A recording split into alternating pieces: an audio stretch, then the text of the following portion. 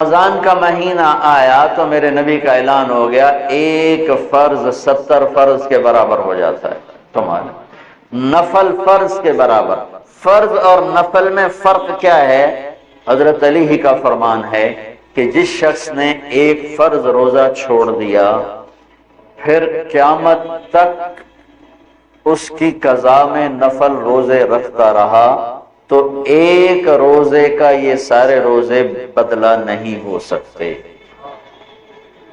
ایک نماز چھوڑ دی اور پھر اس کی قضا میں قیامت تک نفل پڑھتا رہا تو فرض نماز کی ایک رکعت کے ایک سجدے کے برابر بھی نہیں ہے۔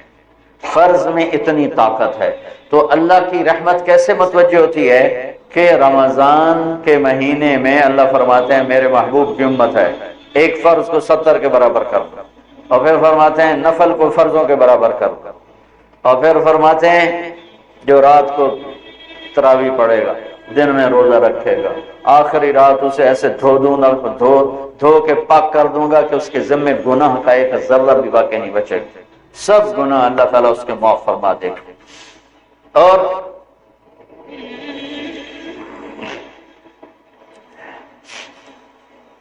میرے نبی نے فرمایا من صام رمضان ایمانا و احتسابا، دوسری بھی من قام رمضان ایمانا و احتسابا، جس نے روزہ رکھا اللہ کی رضا کے لیے، جس نے تراویح پڑھی اللہ کی رضا کے لیے، اس کے پچھلی زندگی کے سارے گناہ اللہ معاف فرما دیتا ہے۔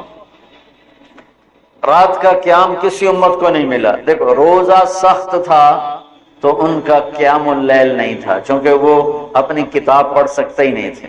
رمضان میں اللہ نے آسمانی کتابیں اتاری، یکم رمضان کو ابراہیم علیہ السلام پر، 2 رمضان کو تورات موسیٰ علیہ السلام پر، 8 یا 6 رمضان کو عیسیٰ علیہ السلام ان پر، موسیٰ علیہ السلام ان پر، داؤد علیہ السلام پر زبور کو اتارا، اور 12 یا 18 رمضان کو عیسیٰ علیہ السلام پر انجیل کو اتارا، اور 21 رمضان کو اللہ تعالیٰ نے پیر کی رات لیلۃ القدر میں غار حرا کے اندر اللہ تعالیٰ نے اپنے محبوب پر کتاب کو اتارا۔ وہ کتابیں فل آ گئیں، لکھی لکھائی۔ قرآن فل نہیں آیا، قرآن صرف ایک سورت کے 19 الفاظ آئے بس، اور پھر 23 برس میں قرآن اترا۔ کتنے انبیاء ایسے گزرے ہیں جن کے پاس جبریل زندگی میں ایک دفعہ آیا، زندگی میں جبریل ایک دفعہ۔